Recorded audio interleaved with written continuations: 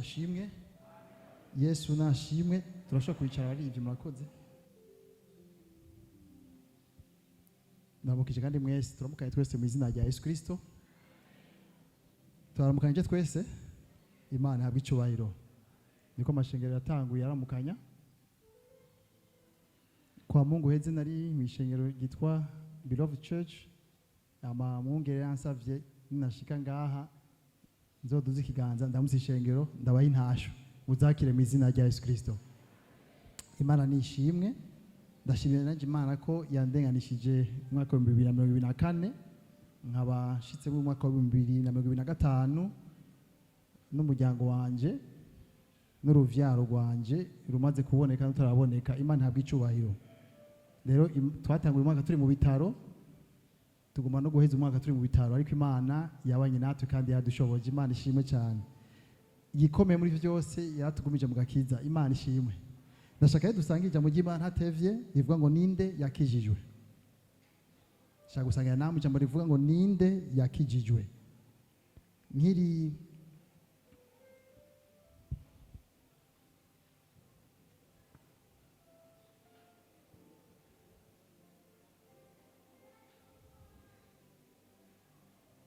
ninde yakijijwe, ndagomba kuba since kure cyane ariko dusangire rino jambo biciye mu vyandiko. Ndafite ivyandiko vyinshi mfise ngaha ku mutima nanditse, ariko nitwo bisoma vyose ngo tubiheze, ariko mwumve ku mutima yuko tugomba kuganira ko ninde yakijijwe. Ninde yakijijwe muri no si mu bihe turimo bivana ingene abantu bakora baho. Hari gihe niyumvira ko habaho kuzazanirwa canke n'abantu bitegereza ishengero ntibashoboye kumenya neza ninde yakijijwe canke batahure ugukizwa niki. Mbere n'abari bari mu ishengero nabo ugasanga ukuntu babayeho ntibariko baratanga igicapo vy'ukuri cyo umuntu akijijwe nk'uko Imana ibivuga. Kandi ugiye kuraba mu jambo ry'Imana uhereye kuri Yesu Kristo uko yaje yigisha, ukaraba intumwa za Yesu Kristo uko zigishije, ukabona ivyo bari bafite ku mutima, ivyo bagumije ku mutima, ivyo Paulo yaje nawe akigisha mu mashengero agasubira kwigisha. Kandi biri avuga ko Paulo hari gihe yamaze ngo umunsi wose kuva mu gitondo gushaka kumugoroba ariko aharira n'abantu yakira abantu mu gisagara baza ahantu ari. Ahandi bikavuga ngo yamaze amezi 3 apanze inzu kugira ngo yigishe ivy'ubwami bw'Imana. Ntiyapanze inzu kugira yimuke aje kumbura hatara amatara, ahatahura amatara aje kuraba hari amatara. Nta yindi ntego yatumye yimuka aja gupanga mu bisagara kwari kugira ngo asho kuvuga ubutumwa bwiza abantu bakizwe, asigure. Imana yabwe icubahiro. Ikindi gihe biri avuga ngo amara imyaka 2 naho nyene abahana ariko arigisha. Imana yabwe icubahiro. Ikindi gihe ari mu masinagogi yigisha harira. Umwete tubona intumwa za Yesu Kristo zagize, umwete tubona Paulo yagize. Rero nashaka tongere tugarukane ivyumvire kandi usubira mu mutima wibaze ninde yakijijwe. Wiyumvire mbega narakijijwe. Kime nabonye mu vyekeye kwigisha cyane kuvyekeye uburezi sukuguma waka ibintu bishasha gusa, ahubwo no kwamusubira mwo amatanguro yawe, kwamusubira kuraba ko uko watanguye ariko ukiri. Imana yabwe icubahiro. Kuko Imana yahindaguritse, Imana ni yayindi nyene, si umunsi kirahindagurika. Eka urufatiro rwayo ntiruzohinduka. Birivuga ngo twubakiye ku rufatiro rw'intumwa n'abavugishwa. Nikuvuga ngo nta gishasha kirimo kuvyekeye urufatiro ni rwa rundi nyene. Kandi ubwo rero nago runatwereka neza ninde yakijijwe. Mbega warakijijwe? Ego. Niki kikwemeza ko wakijijwe? Niki ufise kiguha inguvu wumva ko wakijijwe? Kuko uko iminsi igenda usanga kenshi umuntu atakaza ivyo bintu vyankenegwa akagumana ibindi bitari vyankenegwa, akagumana ishengero ryiwe gusumba gakiza yakiriye. Iyo tugiye kwicara mu manza duhuye n'abantu muranumva umuntu akubaza ngo mbe usengerahe, simona ndamwishura. Kubera kenshi abagomba kumva aho usengera kugira ngo aca aginyifato bivanye naho bari usengera. Kumugiye je senga muri Pentecote ucubona ahinduza ubwo nyene.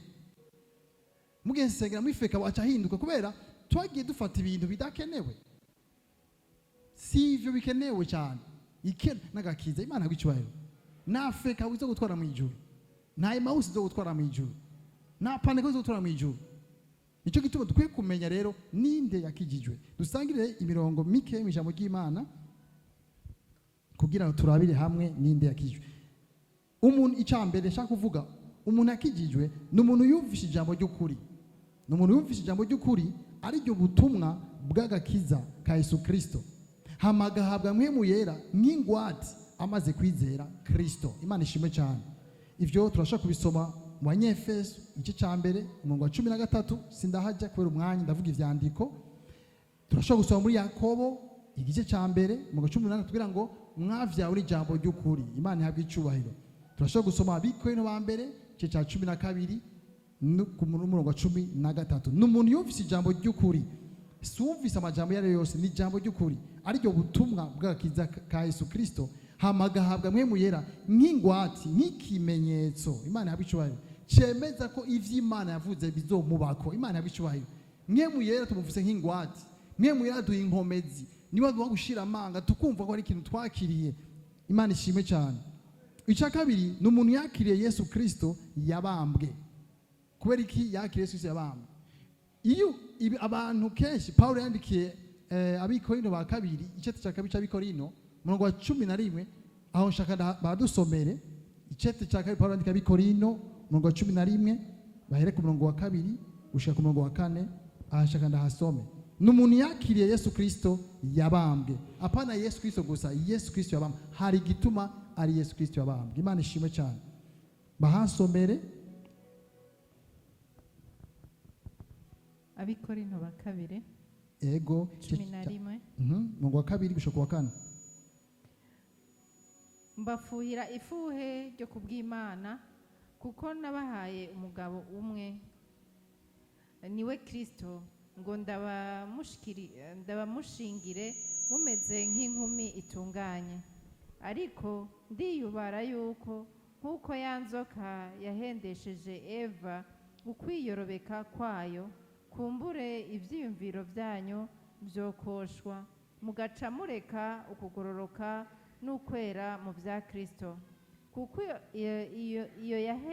iyo hagize uzi wanyu, kuko iyo hagize uza iwanyu akababarira Yesu wundi. Murageza nk'agatoyi tugende buke. Urumva ko Yesu ntahagije. Hariho ba Yesu benshi. Paulo arongowe na mpwemu yera muri kicete abandika babwira ati iyo haje undi muntu akaba Yesu wundi. Ba Yesu ni benshi cyane. Ndaza kuvuga ba Yesu batandukanye nga kugira wumve uwo Yesu wakiri wari we. Mubandanye murakoze. Kuko iyo hagize uzi wanyu akababarira Yesu wundi tutababariye canke iyo mwakiriye iyindi mpwemu mutakiriye. Ni mpwemu, si mpwemu yera gusa, hari mpwemu nyinshi. Impwemu yose ivana na Yesu wakiriye. Wakiriye Yesu wundi ntiwakira mpwemu yera, wakiriye indi mpwemu. Mubandanye. Canke ubutumwa mutemeye. Ni ukuvuga n'ubutumwa si bumwe gusa, ni bwinshi ubutumwa buvugwa. Muramwihanganira neza. Murakoze namugeza ngaha. Murumva Paulo umuntu yakiriye Yesu Kristo yabambwe, yabwiwe Yesu yabambwe ku musaraba. Hari gituma bavuga Yesu yabambwe ku musaraba. Hariho Yesu atanga imiduga. Wakiriye Yesu Kristo atanga imiduga ntibigeze ukizwa. Si mpwemu ira wakiriye indi mpwemu itava ku Mana. Wakiriye Yesu Kristo akuruhura urushe, akarivyo wumvise gusa, si Yesu wakiriye yabambwe. Murazi iyo nzira n'abiga psychology, abiga ibijyanye n'umushaha, niyo nzira barimo nabo nyene yo kukuremesha no kukwirura kugira nturuhe, kugira utegwe intege. Dufate nk'umugabo gukubise baraguhoza ati humura. Haro ni ntambuko ndako ndavuga n'umudokiteri w'umupsikologo misi heze, hari intambuko yako arambarira ushobora gucamo kugira umuntu umuremeshe kandi yuvume ngo aratabawe, ariko ntiyakire Yesu Kristo yabambwe.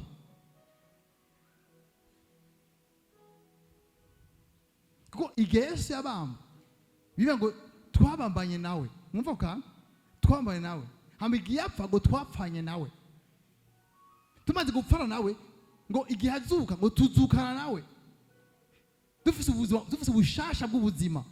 Igihe Yesu yaduzwa twaduganye nawe, igihe yicarikwa ngo iburyo bwa data twaricekanye nawe. Niko birivuga Paulo avuga. Rero utatawe ko Yesu yafuye ku musaraba, yuko igihe yapfa nk'icyaha cyabambwe ku musaraba, kuko umusaraba yarasheshe amaraso kugira ngo atwoze ibyaha byacu. Hari ibintu byakoretse ku ntambuko yose y'agakiza. Imana yabwiye icyubahiro. Nicyo gituma umuntu w'Imana ucubona yuko ivyamwa ukurama uca usanga atari ibya Kristo yabambwe. Naho kenshi rero bigoranira, ukibona ko ivyamwa ukavuga ati none ngo ibintu bavuga sivyo mu ishengero ry'Imana. Oya, cunguza mu mutima uravyo wakiriye. Nibiremeshe kuja mu ishengero, nibiremeshe ngo umupastori, nibiremeshe ngo umprotokole, nibiremeshe raba wakiriye nde, kuko uwo wakiriye acagaragazwa n'impwemu. Kandi icyo bijyana n'ubutumwa wumvise, kuko kwakira uwo mu Yesu wari we wese biva n'ubutumwa wumvise. Niyo mpamvu Yesu avuga ngo muzobamenya ku byo bama. Ndaza kubigaruka mu nyuma. Yesu yabonye igiti ngo aramusukone, amagoma kwamura icyamwa arakibura ngo acarakivuma. Nuko murumva, Yesu mu byo vyiwe abona igiti ashaka gucamurako. Usome Bibiliya, igiti mu buryo bw'impemu ni kigereranyo rimwe kimwe mu bintu bibigeranyo cy'umuntu Imana yabwiye icubahiro. Nicyo gituma kandi Yesu kindi gihe avuga muri Matayo 12:3 acavuga amajambo akomeye cyane, ariko arekana igiti cyose ko gifise ivyamwa byacu. Usome ico gice, Yesu yerekana neza yuko ntiwo kwizera umwembe ubonye gusheka wamye umwembe. Matayo 12:3 ndetse umwana aza kuhaza. Yesu avuga muzobamenya ku byo bama, ntimuzobamenya ku byo bakiriye.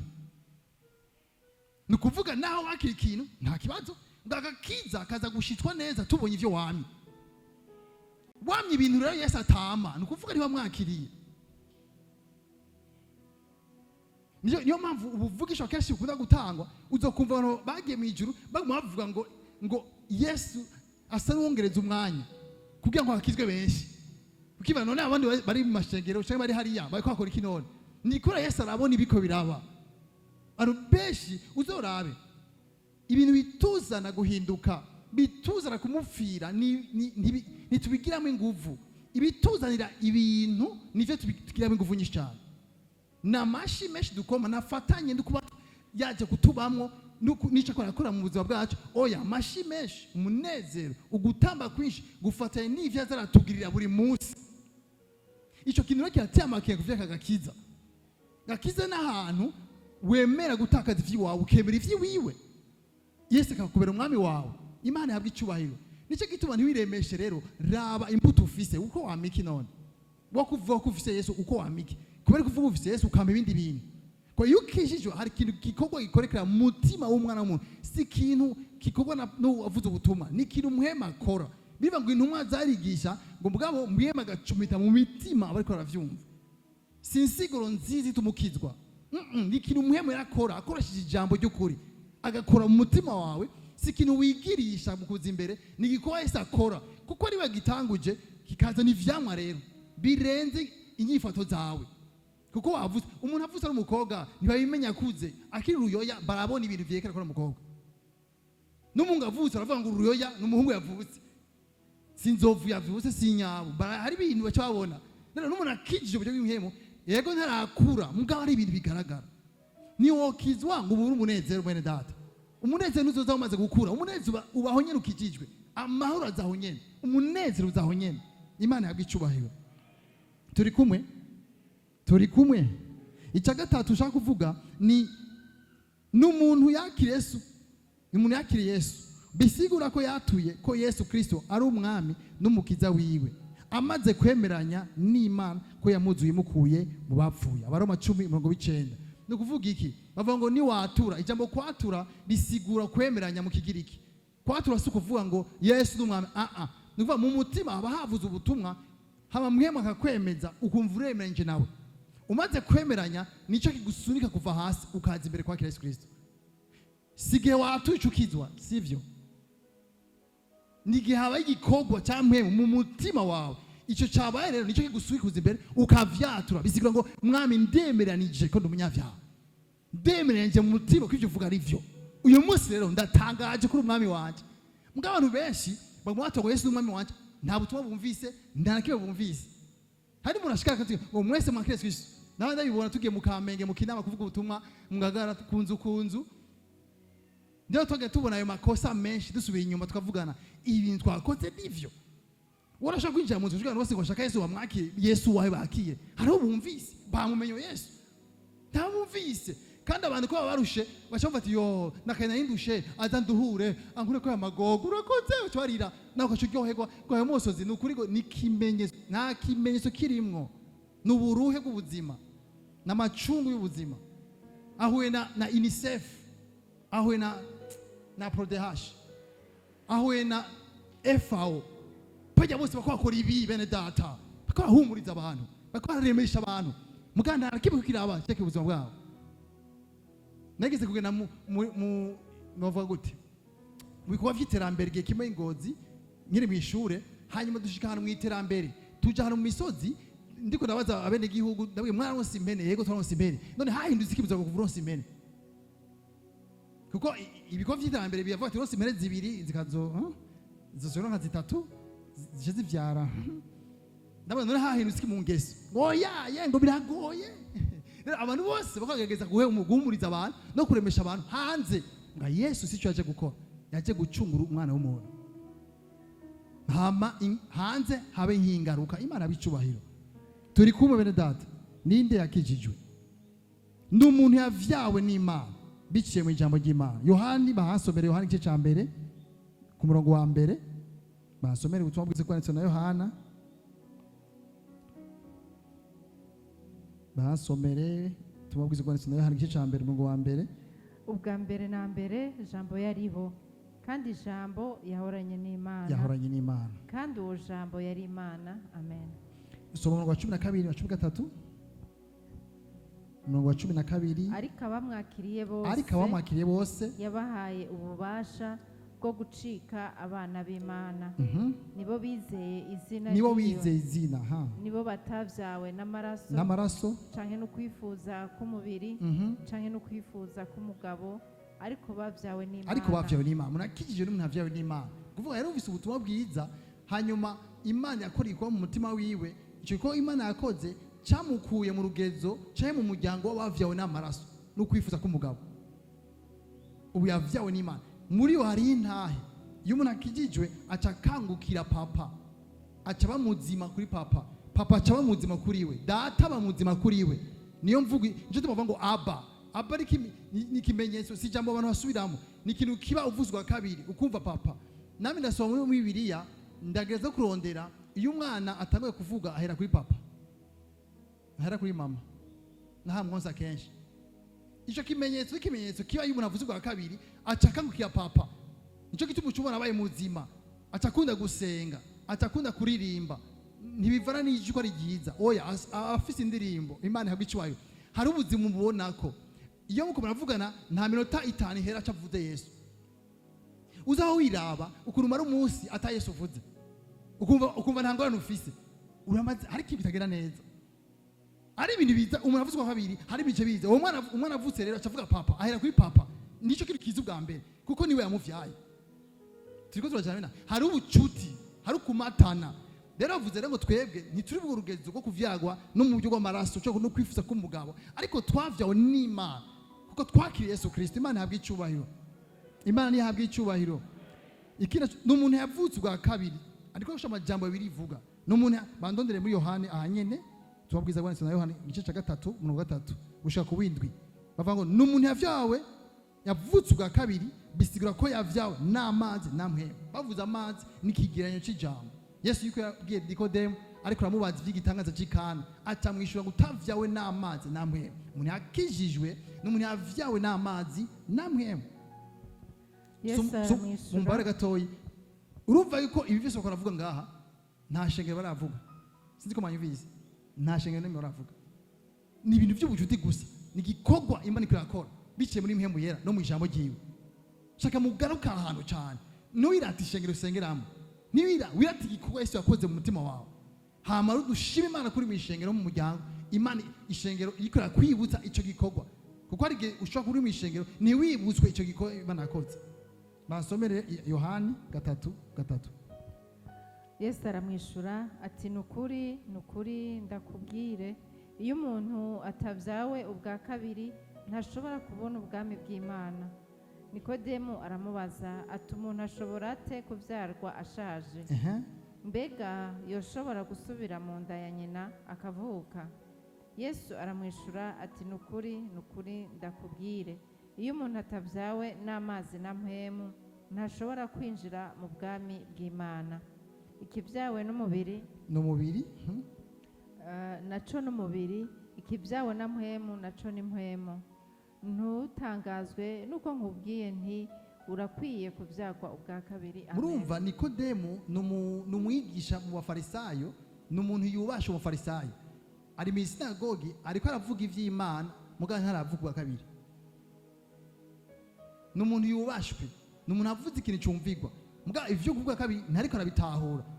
Aho tuje gusoma hatweretse ngo ntitwabyawe mu buryo bw'umubiri, si bice mu vyifuzo vy'umugabo cyangwa kubw'amaraso, si guhuza ibitsina byatumye tuvuga kabiri, eka ni mu kwizera Yesu Kristo. Imana habwa icubahiro. Bike tuvuga ngo twabyawe niki? N'Imana. Ubu turafise Yohani igice cya mbere mu gace 13 umanuka havuga ngo ivyabogaboga muri we nivyo twahaweko. Ni kuvuga umuntu akijijwe hari ibintu bibogaboga muri we n'ibitabogaboga muri we. Nico gituma ukoze icyaha urira. Bugiye ikimenyesho ko tutakirira, ni ikimenyesho cy'uko twandukiwe, twagwaye, twararemvye. Ndakubwira ukuri, nta munsi uzaza n'umunsi n'umwe mu cyuma nturira, warakijijwe none ika yego rakije mbwa ushobora vangira ndaze kuvuga mu nyuma agakiza nigakwira. Nico gituma birivuga ngo gushika umunsi ngo tuzocungurirwako. Paulo avuga agakiza gashitse gushika inzamba ivuze ukagenda. Basore kuvuga ngo heri kuliko mwisho kuzidi mwanzo. Kubera kavuze kubera kavuze gucyo niko nawe akiyesuzira urashobora gusigara mu isi. Ntiwiratere ko wamwakiriga imbere eka gushika inzamba ivuze ukagenda. Ndi agakiza kazogashitse. Murumva abantu b'Imana ngene kintu gikomeye cyane. N'umuntu yavyawe n'imbuto itabora, ari ryo jambo ry'Imana ririho rigahoraho. Yavyawe n'imbuto. Ivyo tubisoma muri Petero wa mbere igice cya mbere mu ngombe 3 avuga ngo kuko tutavyawe n'imbuto ibora ariko twavyawe n'imbuto itabora, ari ryo jambo ry'Imana ririho rikagira iki? Rigahoraho. Igihe twumva ubutumwa bwiza butubwira Yesu Kristo yabambwe, ko Yesu yakoze, Imana yakoze bice muri Yesu Kristo, tumaze kubwumva hari ikintu cyakoretse muri twebwe. Twaravyawe n'imbuto. Usomye mu Kigiriki uzokumva ko imbuto ibora ni intanga y'umugabo. Niyo mpamvu Yesu Kristo atagomvye guca biciye mu mubonano wa Yosefu na Mariya, kuko byari byanduye. Imana kimucira inzira kugira ngo ntihabeho kwandura. Atarondera umukobwa naho nyine ari inkumi. Imana yabwa icubahiro. Nyaciye mu nzira twaciyemwo. Imana yabwa icubahiro. Turi kumwe? Hama Yesu aravuka. Natwe rero ngo nitwave niyo mbuto isanze umugabo atanga, ariko twavye ngo ni imbuto itabora. Iyo mbuto rero ni ijambo rizima, niryo jambo twumvise mwemwe yarakoze mu mitima rikatuvyara, ukumvura umwana w'Imana, ukumvura afise ubucuti n'Imana, ukumva wosenga udafise icyo usengera, mugabo ukumva woshima Imana udafise ikintu ushimira Imana. Ari ibintu biteza kubogaboga mu mutima wawe. Turi kumwe bene data? Rero ikindi kintu gishaka gutwereka ninde yakijijwe ni ivyizerwa vyacu. Ivyizerwa uhoza mu kanwa. Wizera iki wewe? Icyo bintu wizera urashaka ivyizerwa vy'umuntu urashaka kumva yuko yakezwe cyangwa atamwakiriye. Ndibuka tugiye kuvuga ubutumwa hari kesho batubwira ngo jewe ngo nawe atije mazi menshi.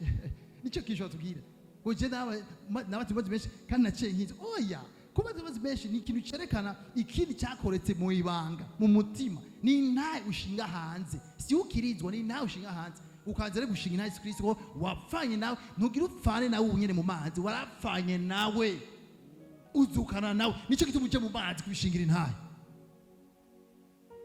Yekesho twete nabatijwe narakije. Oya sivyo, murakizwa. Muri umunyedini. Rero mvuga ivyizerwa bikeyi kugira ivyizerwa ivyo uhoza mu kanwa, ivyo uvuga amajambo ufise, kuko biva ngo muzomenya kuvyo bama harimo amajambo uvuga, harimo n'ingeso zawe. Ni ibintu bibiri, si ingeso gusa. N'amajambo atwaye wewe, atwaye ingeso zawe, atwaye ubuzima bwawe. Umuntu atandukanye n'amajambo yiwe. Ubundi yavuze neza, wofata umuntu ukamushira hano hama akavuga amajambo, hanyuma ayo majambo ukayafata ukayambika umubiri, uza gusanga ayo majambo ari uwo muntu nyene. Ndasubiyemo, ufashe umuntu akavuga amajambo mu gitondo gushika mu ijoro, ukashofata ayo majambo yavuze ukayambika amaso n'amazuru, uza gusanga uwo muntu ari uyo nyene. Ko Yesu ava mu bwambe na mbere jambo yariho, jambo yahonye n'Imana kandi jambo yari Imana. bisiga ngo ijambo ryawe ni wewe ryahoranye nawe kandi iryo jambo ni wewe nyene.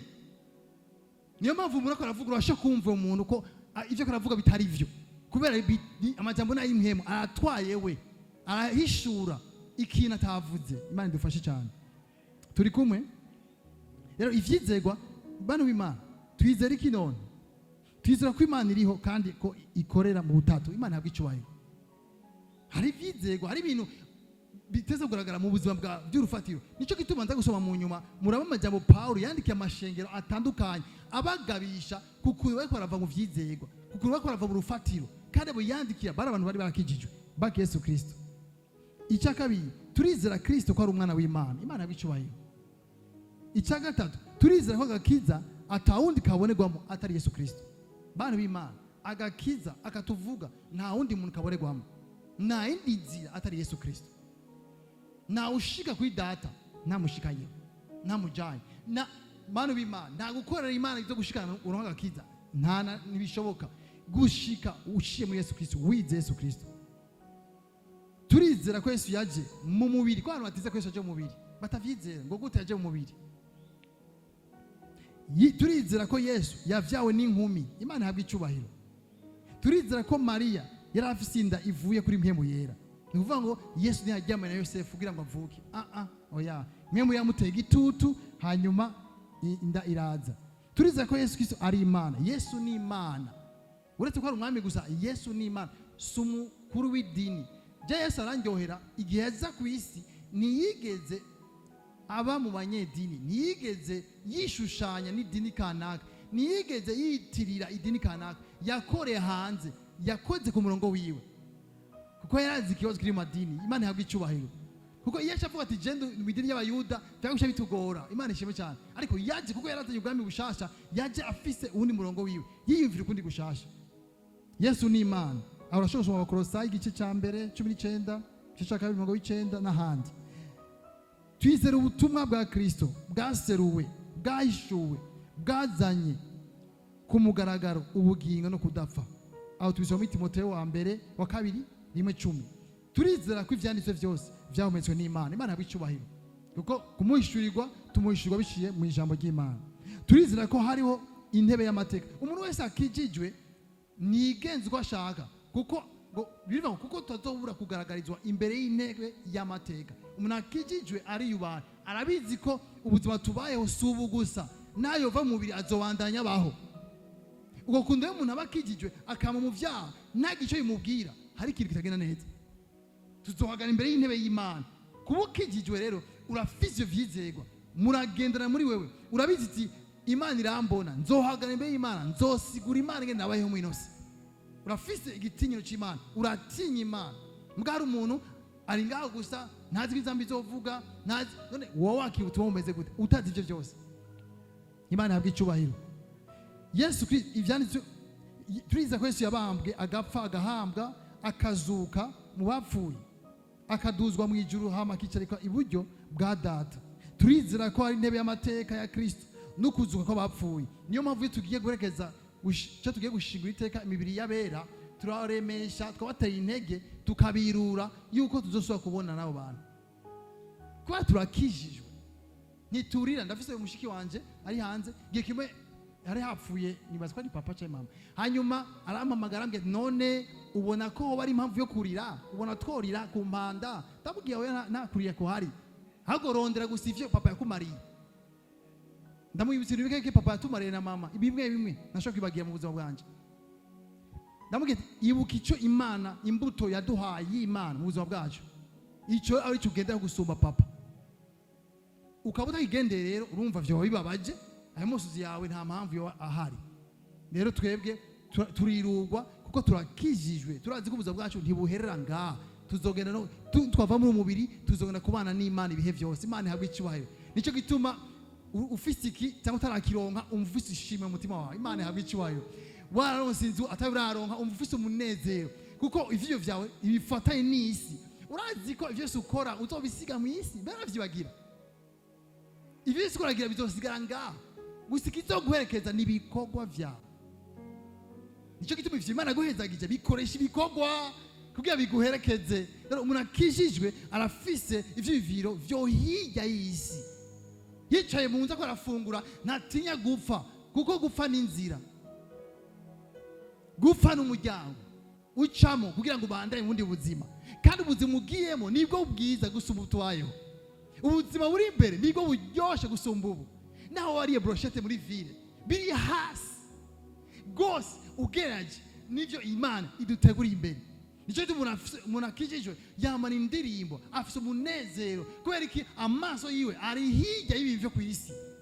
Sivyo amara kumanya munini arakora nivyo, kandi Imana kamuhezagira, mugabo umutima wiwe ubase ku Mana.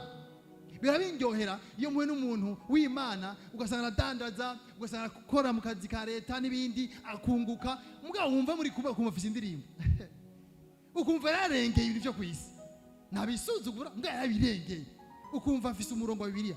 Twe turafashe ingingo umwaka yuko dufoko dushiraho imyanya imwe yo gusenga, kandi tuyubahirize, dushira imbere imyanya yo gusenga, dushira imbere imyanya y'ijambo ry'Imana, duswe ducunguze, turabe ubuzima bwacu, turabe urufatiro rwacu, turabe nyine duhagaze. Ni ngombwa ubwami bw'Imana wishurwe mu muryango wacu, gusumba aho dukorera, gusumba n'ibindi byose twifuza mu buzima. Umuntu akuravye nawe nishengera uvama abone Yesu, umuntu akuravye izo mgeso ntazibone hariya, azibone ati uyu muntu ameze nka babandi.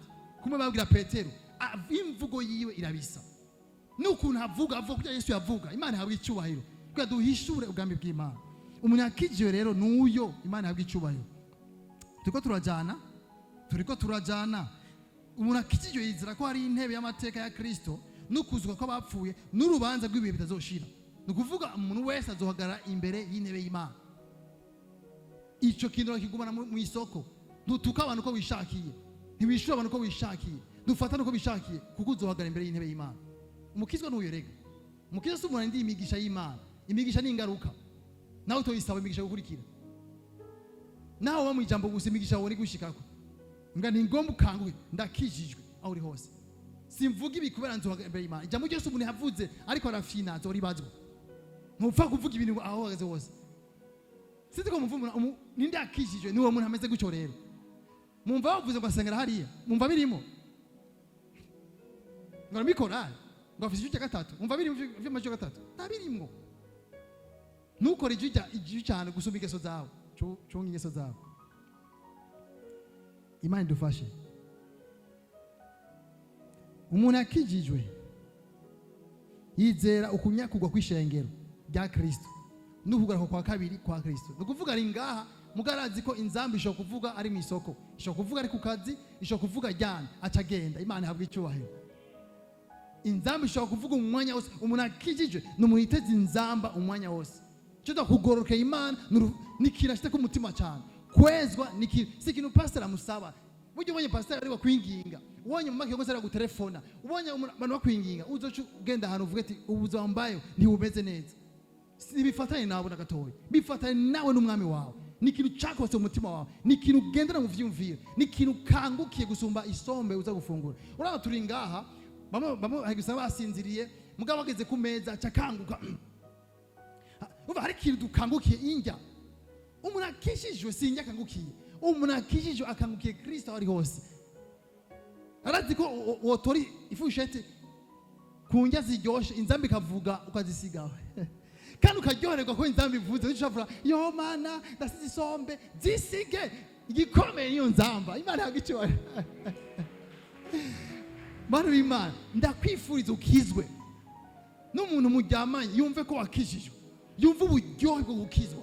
Muhagaranye yumve uburyohe bwo gukizwa. Umuramukije yumve ko wakijijwe. Akwaze kubera kumeze gucyo ndarakijijwe. Sisengera hariya oya narakijijwe. Hari ikintu cyambaye ku musomo. Ubuzima bwarahindutse. Papa ni muzima kuri jewe. Senze ibanze twe turaza mu cyumba tugashima Imana tukarira. Umuntu atwumvise ko barasaze abakizwa. Ni kubera we ivyo ndimo ntasi vyarimo. Je ndakanguka ko Imana ihari. Yosefu ujya mugore wa Potifar yaragovye ko basambana. Aguma musaba buri munsi. Yosefu reka ntubura karyo ndi mu bagore bazimvye ngaha ku isi. Wobunguye ko. Niko abagore bameze bakino gihe. Wo mpusha wo bugomvye. Yosefu amubwira ati Imana iratubona. hari kera Yesu ataraza ngo irakangutse kwera ivyagezwe yuko Imana iratubona hari umuntu igeze munsi y'irido ngo Imana itubona kagira umukobwa ati ngo hano nta Imana itubona tugaye amarido eka uri ku kibuga cy'umupira mwisi mwemu nta mazariyo nta mpome zibayo hose harabona ukuri nyegeza gusambana ega hose harabona uretse ubusimo bwo gusambana Imana ikagutera iteka ikugura amaso ukabona impwemu zose zicaye impwemu za Satani ziko ziraba iyo match zumiwe uwera zikabati uwera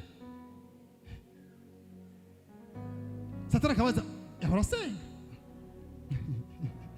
Imana ikavuga ati niwe ijuru riratangaye urazi hari igihe kenshi tugira ibibazo bakabaza mwene data kubera iki ukora cyamuvyo bintu ngo Satani baguma ntera mbwa ndibaza Satani rimwe aho arabwira Imana barambeshera naho nateye n'umuyaga wa henuye irido si jewe ajya mu bati yavuze nikiye bucumubanye gusa gishonje kirondera imbeba ku mabati namuroza ariyo Satani arumigo ngene tuba tumuvuga mu kanwa yandeye niwangize ibi eka siwe umuntu akijijwe rero mu vyacamo vyose agumana Yesu mu kanwa Papa Fete nahora mbona muhuye mukayaga mukavugana Papa Fete waramutse amahoro ngo Imana ishimwe isi yose naho uvuga indagara Imana ishimwe yakabukiye Yesu Kristo Imana yahabwa icyubahiro yafite ishimwe abakuki yagize guhishurirwa ava mu isi yose yuzuye iki yuzuye ubwiza mugabo kesho waje umuntu aha mu rundi huzuye iki acavuga ibintu bibi nuri abakuki yabona gute none tubwiza kubona ibijanye n'ubuzima bwacu tubwiza gukangukira Imana ikangukiye Imana yahabwa icyubahiro umuntu yizera umuntu akijijwe n'umuntu yizera ko amaraso Yesu Kristo yamogeje ivyaha bice mu kwihana no mu guhindukira Imana yahabwa icyubahiro umuntu akijijwe n'umuntu yizeye ubutumwa bwa Kristo Imana ishimwe cyane none ivyo umuntu yama rero ivyo umuntu yama iraba ivyo wama zuribaza ibibazo fata umwanya mu ijambo ry'Imana isuzume reka guhuruduka mu masengesho abantu benshi basenga neza urumva ashite amasengesho aca huruduka aca senga oya banza wisuzume bice mu ijambo ry'Imana banza wirabe ngene usa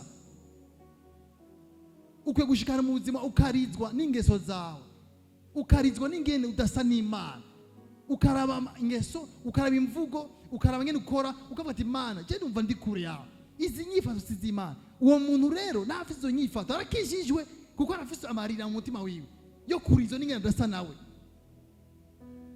muje mu ndahano utwara imiduga uko atwara umuduga ijya mbere ugendera hagati mugaye ko bisi genda utera unyongera abantu bagenda ngo ndakubona ukabona umuntu agira agonga umuntu ngo ndamubona ngo mutama humura umutama yasimbi hajye ngo yahumura mbwa kera yari intambwe yibaza ngo havagwayo we yamenyereye naca ku kirenge ngo ndamubona ngo humura byari twari mu muduga n'umuntu umwe tuko turagenda hazurukamyo ruducako twari tuzi ko rudusetse karakato gatoyi kaje karayumba hama kagarutse gabutuga butwe bw'ubutaxi ngako ni kari taxi hama charambwira ngo nubona ngo ngayo ntazo umuduga ngo tuba tuguye hari tamwitegereza guce ndabuteka n'Imana dutabaye bazo umuduga ni kuvuga abantu bapagani bagira Yesu mu kanwa buzuye inkombezi zabo buzuye amashure bize bazi ko vyose bikora ngo bafite experience namba umuntu akijijwe nta kintu yirata namubaza ati wavyutse ni mwami muri Tanzania ariko batubwira baje kutuvira mu gitondo bakoze Imana bakatubwira umeamushwa bisigura yakuvyukije apara si wavyutse umeamushwa kuko ufise amanyama ati je nafise mu gitondo ngo najyame neza si kubw'inkombezi niyo yakuvyuye kuko hari abaryama bakikangura mu yindi si batazire bagiyeyo niwe bari w'Imana umuntu akijijwe n'umuntu afise ikintu kibe yirata iterambere ryo naho yize amashure iterambere ryose aribonamo umuntu bw'Imana abona ikiganza c'Imana abana bagize amagara meza n'ikiganza c'Imana si biti twabaye harimo ikiganza c'Imana Imana ikuye ku kuboko gisaba ca Bujumbura wora ibintu vyoba Imana ikwiganza ku muryango wora ibintu vyoba ivyo Imana turinda ivyo Imana dukura umunsi umwe nagize kumva impwemu mu imisi tuko turasenga kumva impwemu nkavuga Imana kubera iki impwemu nibiki isagute irondera iki impwemu yacanye kiyo mpwemu Imana ishimaka tweka misi yose Mana yo mwijuru ibi byose nivyo biguma bizunguruka ngaha mu mazu y'abantu nibi iturinda vyinshi. Hari igikugura amaso ikwegitega ndakurinze mwananje. Si amasengesho gusa yiwawe gusa, oya ndafisemo ubuntu muri amasengesho yawe. Imana ihabwa icubahiro. Uyu mwaka wa 2025 Imana izotuzigama, izoturinda, niyo yatugaburiye. Imana byabise nije nabahetse ku mugongo, nije mu bugaragwa ibirato n'ivyabashizeko, imuzu nizabashizeko, nijewe nabikoze kugira ngo nimwashika mu mazu mutubatse, mukije mu bintu mutubatse, ntimuze munyibagiye. Umuntu akiri kuri kaminuza umasenga Mana mpakazi yo, usanga umasengesho ku karago niyo yama, Mana ndi hano. Ari imyaka ngenda kuturago kuvumura ko harira, Mana ngo twashitse, ngo turi hano, reka aronke promotion, asobeke rimwe, rindira n'agashati kera n'akadeodora twatuntu tumoteshe, ukamuga ati mwene data gute, ngo biragoye mu mwanya ariko hari misi ukarago yarira, ukuva umutima wiwe uratunganye. Mwami nuntunze, ariko murakiva ko mutunze umwami kubera arakora, araronka umushahara, aradandaza. Eka niwe adutunze, niwe atubeshejeho, niwe aduha kuvyuka no kurama. Umuntu akijijwe n'umuntu afise ishimwe mu mutima wiwe, nta kindi kimukijije, nta kindi kimubeshejeho, nta kindi gitumye ahumeka. Urugo rwiwe ntiruhagaze ku bintu vyinshi ariko baragira, ruhagaze ku buntu bw'umwami wacu Yesu Kristo. Niwe atuma mukundana, niwe azana guharira. Imana ihabwa icubahiro. Nico gituma iyo upfukiye n'umuntu urihuta kumusaba ikigongwe, kuko warakijijwe. Ntuguma gusa uvyiguma ngo nanjye natangure, oya warakijijwe. Umva gutunganya ari ibintu bikenewe cyane gusumba ibindi. Imana ihabwa icubahiro. Rero ivyo wama ni ikintu gikomeye. Raba, suzuma wama iki mu buzima, hera ku mvugo zawe, raba ibintu uvuga. Iyo mvugo umva ari imvugo y'umwami wacu Yesu Kristo. Murandaba Bibiliya uko intumwa zaramukanya, uko bavugana. Ndaraba abakozi b'Imana, intumwa zihavuye, Paulo akaza, Baranaba, ba Timoteyo n'abandi, Epafura, hanyuma hashade abantu bakurikiye. Hari imvugo ya Bibiliya bari bafise, twebwe iyo mvugo kino gihe ntayo dufise, kubera twibaza ko dufise indi mvugo nziza. None iyo wigisha mu ry'Imana hari ikintu twihenderako, ubuvuga Mana mpishuye ikintu gishasha, ugaca usanga uwo mutima ufise siwo, ahubwo kurondera ibintu abandi batavuzeko kandi biri ngaho ivyo bavuzeko.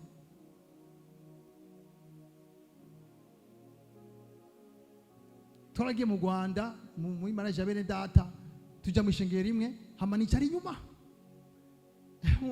Umupapa twajanye aramba dutashe ati kwe kutahagaze mu bakozi b'Imana, kwe kutahagiye ari imbere, ariyumvira. Erega nawe tuje imbere urasenga, rimwe na rimwe ifa kujinyogwe mumvize ko wakijijwe. Gira amen.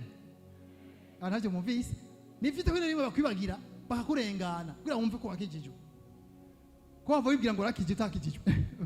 Muyidodomba izina ryanje agapapuro kanje, hari umuntu ashitse mu ishengero acandika agapapuro ko pastor, gacabate kamumere mwarimu, kugira nyahagutse abakozi b'Imana nanje. Hano utinjira afati ndarinde bate kuntora bataje akaca komereka ngo ntibamenye ko nasizwe. None abantu bakeneye amavuta, ubaza ko bakeneye kumenya izina ryawe, si amavuta bakeneye gusa. None wicaye niyo bakorera, si imwe mu yakora. Nicyo gituma hari Imana idukuramo ivyubahiro, ikaducisha mu bitandukanye kugira ngo ikwereke narakijijwe.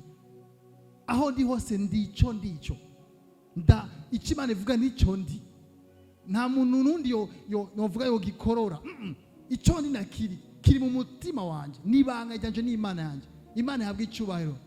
Baguhaye ikaze, baguhaye icubahiro, gumusenga, gumuryoherwa. Imana ihabwa icubahiro. Mu nyuma yo dutashe mu ishengero turamukanya, umuntu arambwira ati ndi pasteur, nitwakwakiriye, na kimwe vyagenze neza. Bacashaka bahindure protocole, bashaka kuduza ahantu mucyo mutambuka guca kubera bavuze muri pasteur. Oyaye warakijijwe, icubahiro Imana yaguhaye kiraguhagije. Imana ishimwe. Imana ihabwa icubahiro. Hari umuntu umwe nasubije amafaranga, ndamusubiza amajana 200, ngo yaye, ngo pasteur urarenza vraiment, ngo truasa. Ndamwitegereza ati nagusubiza kugira ngo uravuga amajambo mabi haje imbere, ngo pasteur yanyivye truasa. abantu rero n'indyarya bibaza ngo ntitubona mu mpemu. Haciye iminsi ndamusubiza no 5 maranga atambwiye ati sha pastor nukuri twaguma tumeze nk'uko umeze vema vyogenda neza. Urumva wa muntu rero yambwiye ngo turi wasa nta kibazo. Na mafaranga make abaho mwene dada, amafaranga aja kuyandi abandi ko ari make ntayo bagira. Niki ngorongoro wagiteranye ngira mina urakumushe mutwenga mvuze amafaranga murabona kandi mwebwe vrem Imana ibafashe Imana habwe icyubahiro. Mukurangiza mvuga ibintu bikeye suzo mwene da ibi navuze ni bikeye gusa. Raba ukaba waratakaje kimwe muri ibi mu majambo uvuga mu biganiro ugira, hakaba umwami Yesu atari wo ushira imbere, atari wo ugaragaza, atari wo usigurira abantu, atari wo ucapa. Paulo ya Timoteyo ngo Yesu ngo mwabwiwe ngo mukamucapirwa Yesu yabambwe. None muvuye mu vyimwe musuye mu vy'umubiri kuvuga ngo barabwiye ubutumwa gushika Yesu bamuhishurirwa babona yabambwe imbere yabo kandi vyabaye kera kubera ubutumwa mwe yabahishuriye.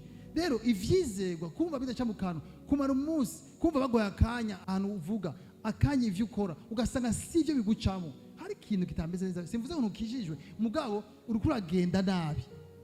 Imana idufashe, uriko uragenda nabi iherezo rishobora kuba bibi cyane. Icya kabiri ndakanda anasoma Timoteyo, bamfashe gusoma Timoteyo wa mbere igice cya 4 ure ku murongo wa mbere gushika 5. Aya majambo tuyasome kandi ko ndarangiza. Reka ndayasome nanje ntaco. Haravuga ngo ariko mwemu avuga avyeruye yuko mu bihe bizoza bamwe bazotiki ivyizegwa. Kuvuga ngo bakijijwe bazotiki ivyizegwa bagashira umutima ku vy'imwemu zizimiza no ku vyigisho z'abadayimoni, bavugisha uburyarya bw'abanyabinyoma, bokejwe icapa mu mitima yabo ibagiriza ikibi, baziza kwabirana, bazize ivyo kurya kandi ari vy'Imana remi kugira ngo bizera bakamenya ivy'ukuri babije bashima. Ico Imana yaremye cyose ni ciza, ntiharimwo ico gutabwa iyo cakiriwe n'ushima, kuko kiba gihezagiwe n'ijambo ry'Imana no gusenga. Imana ishimwe cyane. Paulo akora abwira yandika Timoteyo kubera umurongozi w'ishengero amubwira ngo abantu bazota ivyizegwa, abantu bazota ibintu vy'urufatiro. Akwandika abantu bakijijwe bazota ivyizegwa. Ntiwirate gusa ko waje imbere ukatura Yesu ko ari umwami w'ukiza, ariko raba ko ufite ivyizegwa bimeze neza. Raba mu kanwa amajama kuvamo. Imana ihabwe icubahiro. Iyo mpora bibona turi mu ishure dutanguye mu windwi, naho rambona hinje umwigisha atubwira amakuru kahise histoire, yaratwigisha tukumva ko ubuzima ari histoire. Asosesha injira utubwira geography y'imisozi n'ibiyayi, nawe atwigisha twemeza yuko ibintu byose mu Burundi ngo ari geography. Je numva nazazaniwe hinjira washimi atubwira ibindi bintu, none ndavuga ukuri cyasanga umuntu wese avuga ivyo arimo. None wewe uvugira ndi uzu iki none? Mbega bagoye 5 niki uvuga mu bandi kikuryohera gusoma byose? Niki wumva ubwira abantu ukumvura kinezerewe cyane mu kubashikira icyo kintu kubabwira? Icyo kintu ko ari Kristo. Imana yabwe icubahiro. Uso igice kabiri kurangiza gutakaza ukwigisha. Abantu bazotakaza ukwigisha kuzima. Ndiko ndavuga umuntu ingene agenda akayombekere ukebuke atakaza ivyizegwa. Mugabo Paulo aravuga kandi ngo abantu bazotakaza ivyigishwa bizima. Timoteyo 2 kane nyene. Timoteyo 2 kane murongo wa mbere gushika 5 ndahasoma. Ndakwihanikiriza mu nyonga z'Imana no mu za Kristo Yesu adocira kwiteka abazoba bariho n'abazoba bapfuye, kandi no kubwo kuzoboneka kwiwe n'ubwami bwiwe. Uvuga ijambo ry'Imana, uhora ugavye mu gihe gikwiye no mu kidakwiye, uhane wihanize, uhanure mu kwihangana kose no mu kwigisha, kuko igihe kizoza batazokwemera kumva ukwigisha kuzima. Bantu b'Imana, urazi urashaka kuja mu ishengero rimwe ukavuga ijambo ry'Imana ukumva abantu ntibaryakiriye, ukavuga ijambo ry'Imana ukumva abantu ntibavyakiriye, ukagira ubwoba. None mwe mwabwiwe iki matangura kiza mbere ishengero, amatanguro y'ishengero yatanguye gute? Ni gute ibi natavyo muzi? Nivyo mwateza kumenya gusoma n'ibindi vyinshi cyane. Paulo avuga rero ngo ko kwigiye kizoza batazokwemera kumva ukwigisha kuzima, ariko kuko amatwi abajya yifuza kumva ibanezereza, bazokwirundaniriza abigisha bahuje no kwifuza kwabo. Ibi rero kino gihe biko biraba, ariko biba ku matelefone. Kuvuga urashiraho abigisha bakuryohera. Amerika ukagira batatu, Texas, muri France ukabati uyu ntanjyohera, nujya ntanjyohera, gacubegeranya akareba wumviriza gusa, kubera iki bakora ku mutima wawe. Urazi buvugishwa n'ikintu gikomeye cyane, kandi Imana iracatabara, irashobora gushikira umuntu ikamutabara, sicyo bene data? Ariko icyo tuvuga ni kirengeye ico, n'urufatiro. Nawe atakubwiye ko ivyawe bigiye vyuguruke, ariko wumve ko ufise Imana, wumve ko ufise Yesu, wumve ko ufise mpemu yera, wumve uvyishimiye, wumve ufata akanya ushima Imana ko warakijijwe. Kuko Yesu yavuze ngo sidu wisi namwe ni muri abisi. Hani ba Petro akavuga ngo turakavantara, turabashitsi muri nosi, iwacu ni mwijuru. Paraba ngo iwacu ni mwijuru, ngo niyo twiteze umukiza wacu kwazova. Ngibaza umuntu ashobora gukora iko vyiwe nishaka, muga yiteze ko umunsi umwe Yesu aza kumutora. Imana ihabwe icyubahiro.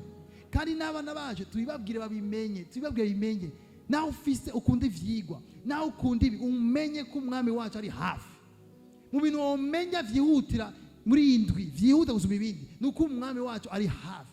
Ashobora kuza umwanya wari wose, wame witeguye, udandaze witeguye, wigisha witeguye, ugire siporo witeguye, uzogira plonge mu mazi, uzogenda koga hajya waryohewe inzamba ikivuga, uca udugiramo. Imana ihabwe icyubahiro. Uzoba ufise kontra imwe idasanzwe, ya yindi haje kuyikora uzoca umuntu adasanzwe, hajya ukura sinya pam pam pam palamba pam pam pam pam. Kandi ntuzokwibuka ayo makontra niba wabona Yesu, ukabona ubwiza bwiwe, ukabona ijuru, uzovuga ati iyo ndayimenya ujya mwanya sinari kuwutakaza, nari gushishikara. Imana ihabwe icyubahiro, Imana ishime cyane. Rero abantu bazota ukwigisha kuzima, kandi bazokwiziba amatwi ngo nibumve ukuri, bazozimira bakurikire imigani y'ibinyoma. Ariko weho wirinde muri byose, wihanganira imibabaro, ukora igikorwa cy'umuvuzi ubutumwa bwiza, ushitse igikorwa cy'ibanga. Uyu mwaka ndakwifurije nkuko nifuza umwaka gukorera Imana gusa uko nizo gikorera. Sikabafuje mu ishengero ndiko ndava gukorera umwami uhagaze Paul yavuze ngo Imana nkorera mu mutima wanje. Mumvirize, Paul yakoreye Imana mu mutima. Niba ngo ugira umutima utunganye, ugwa mu nda umuntu, ukorera Imana mu kugwa mu nda umuntu, ukura mugwa mu nda yumva yemeje ko Yesu ari muzima, urakoreye Imana ikintu kinini cyane. Urengere ibikorwa bisanzwe, uje no gukorera Imana mu mpemu, mu mutima wawe. Uri kuri bisi ukorera Imana mu mutima wawe, winje muri bisi mu izina rya Yesu Kristo, uramutse abantu mu izina ukore. Uyu mwaka ndakwifurije uve mu by'amadini, ukorera umwami. Ni watavuye ati mwami ndaguhaye icyubahiro, washoboje iki? Hari umuntu yararushe yatabawe, hari umuntu yararevye, hari umuntu anerefonye akamubwira urugo rwiwe rwagomba gusambuka inshuro nyinshi, arambwira ati umwaka mwiza pasi, ndashima Imana kubwawe, urugo rwanje ntigwasambutse. Yaramaze iminsi mu masengesho, numva umunezero. Basi urugo rumwe rwakize ntigwasambutse, biruta kunguka amafaranga atakirwa ngana. Abantu baracunguwe mu buzima. Satani agomba gutaka divize ku bakobwa bagomba kurongogwa. Hari benshi bashaka kurongogwa no kurongora, bakitse indege, bakeneye umugabo yuzuye Yesu. Ni ngombwa umwaka tugira abagore bubaha abagabo. Abagore umugabo yijiye bahaguruka bakamugwa mu nda, bakamubwira kaze mutwaro wanje. Nariko ndasenga saa sita, Imana irambwira mbega umugore apara ngo umukozi yashantuka. Nariko ndasenga mfukamye ndaba inyonga zanje guhora. Umva niyo mvugo, numva Imana irambwiye ngo humura. Turakeni imiryango imeze bityo. Hari imiryango twinjiramo. Umunsi w'umupastor umwe, ndamukuda umupastor ntagifise ubwenge bwinshi cyane, ariko aregeza ibihe byo gutaha. Umwana we yaradutse mu gitondo, arababababasara izina rya Yesu. Wari ugwaruka n'usenge ngi inzira nyiganga. Se aravuga ati habaye imunzi. Abwe mwana ngo hano. Acavuga suko basenga. We mbere umwami wogera gushimira umwami wawe. Iyo uhagaze ngaho bigije ibintu wewe. Acavuga ati nta Yesu uzi. undi musara aramubwira ati warabonye ijuru ngo ya none uziki mu buzima ariko yamwishuye. Hari igihe avuga mu gitondo akabwira umugore we n'abana nta muntu mubona akaze muri saro bakaza bakagira gutya gupa abana tubona na Yesu mubona akarira n'umubona iki mu buzima mutabonye Yesu kiyumvira havuga ivyo bivuze umva n'amashi yavuzwe uyago Yesu si boro hatari kuri wewe. Ni mu vyumviro Yesu arakomeye mbwa ntaragushika wumve ko ari umwami wawe. Niyo mpamvu abatama bake n'ubu yo basenga mu mwami turagwaha iciwe urumva ko bafisiye igitinyira Imana baramwumva Yesu ko ari umwami ariko ugwaruka ruguma rusaragurika. Ndagusohoye Satani ndakwereka ubunyene ndakuwoshe ndavunye ndaguciye mu dirisha ntuzogaruka. Be warakijijwe cyangwa uri muri gymnastique cyangwa uri muri EPS y'amashure kwinonora imitsi.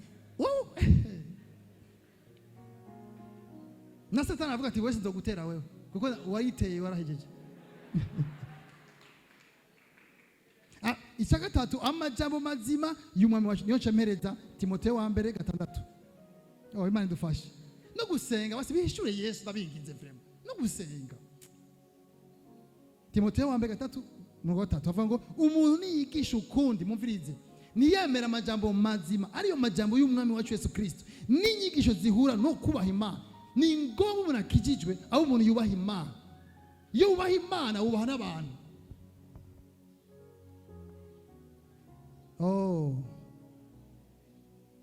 Azoba yikakishije atacazi nazo afite betize bitoroshe azoba yikakishije atacazi agwaye ibihari n'intambara z'amajambo ziva mu igono no gutongana n'ibitutsi n'ikekwe ribi n'ibihari bidashira by'abantu bononekaye ubwenge bakuwe kw'ivyo kuri bibwira yuko kubaha Imana ari kwironkera inyungu ariko kubaha Imana gufatanye no kumva n'ivyo ufise kuvamo inyungu nyinshi koko kuko ataco twazanye mu isi kandi ataco tuzoshobora kwivanamwo.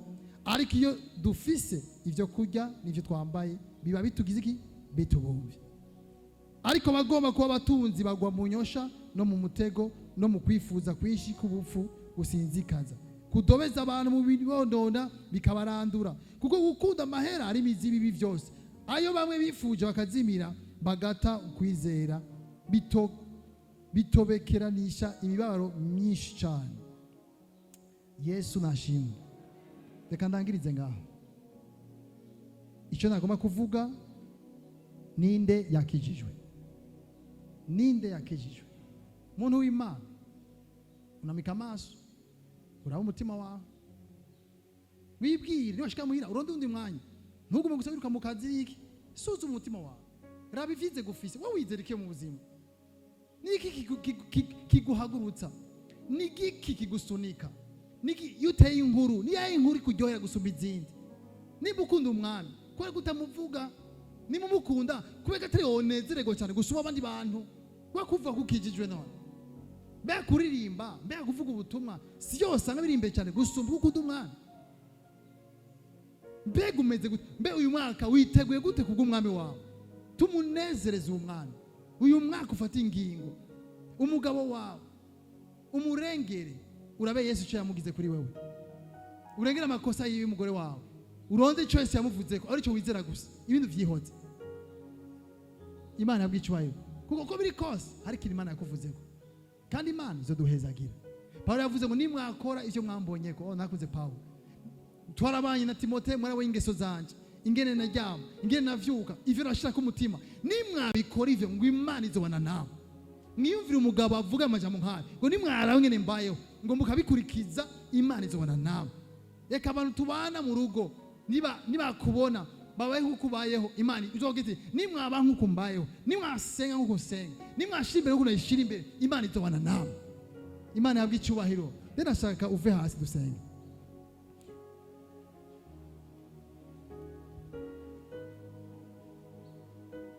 Imana igufise ko umugambi mwiza. Imana yagukunda mwene data ikwira kangura umutima wawe agakiza. Yesu yaravuze amajambo mazima make yavuze ngo inzira noyi icamwe abantu bakeya ariko inzira yagutse ngo icamwe abantu benshi. Ngo iyo nzira n'amahonero si uko ibintu bishimwa n'abantu bose ari ukuri si uko ibintu bigezeho ari ukuri.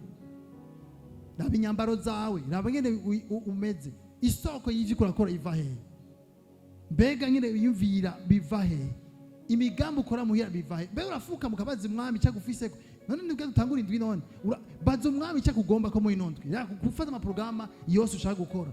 Imana yafise umugambi ku buzima bwawe, irafise ikitima yakuzanye, iga kuvukama ubwira Imana mana ugomba ikinondwe kandi ubirire hamikikubwiye abari cyo ukora. Imana habwa icubahiro, Imana izobana nawe. Ariko umunsi ufata ingingo usuzume ivyo wizera, mbere uracafise amajambo mazima. Yesu yavuze ngo ushaka kumurikira uyiyanke, ari amajambo mazima Yesu yavuze.